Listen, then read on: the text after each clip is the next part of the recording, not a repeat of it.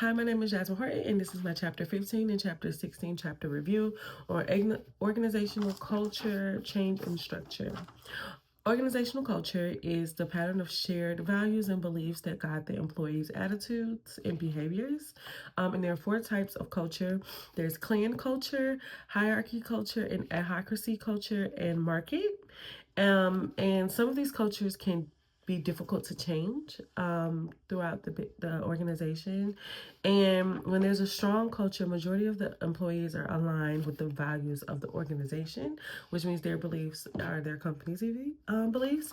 And then sometimes there's a weak culture where the core values of the company or organization is not embraced or shared by its employees.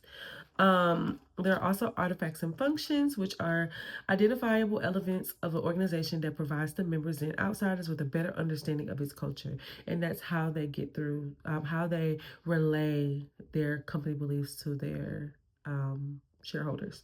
And then you can do those through stories, symbols, rituals, ceremonies, organizational language. And to me, that's just all about their company's branding and their positioning. Sometimes there are dysfunctions when it comes to these things, which is a change in diversity and hindrances, mergers and acquisitions. And of course, there are different types of cultures. So there's spiritual, positive, communal, fragmented, mercenary, networked, or ethical. And the benefits of there are a bunch of benefits to having these different types and choosing one that really flows with your company and its beliefs.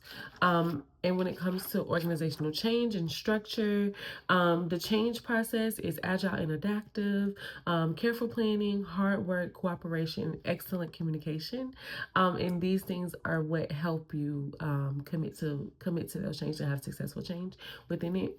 There are different external forces for change. So sometimes there are things that are forcing the change, like the demographic, the technological advancements, as well as changes to the customer market, the customer and the market, social trends and political pressures, as well as generational changes. And then sometimes those changes are internal to the organization, which is management change, which is a huge one, organizational restructuring, and those are just two of the ones.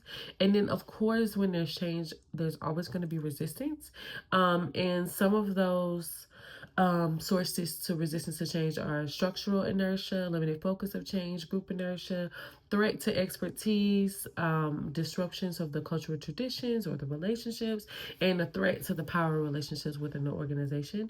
And how to reduce some of those resistant changes, those resistance to the changes, is education, communication, getting those people to participate, negotiating with them, manipulating them, and even coercing them into accepting the change within the company.